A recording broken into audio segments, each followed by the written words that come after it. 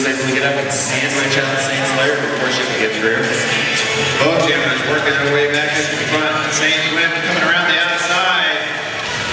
She's going to be your lead jammer. It's Saint Gwen. Lily Saint Slayer still caught up in the back, along with Vanessa wearing that pivot stripe. Vanessa gets pushed out. Has to go right back in there. Sheila Walker's continuing to harass Saint Slayer. Animatronic trying to take out Lily Saint Slayer. Stays in bound.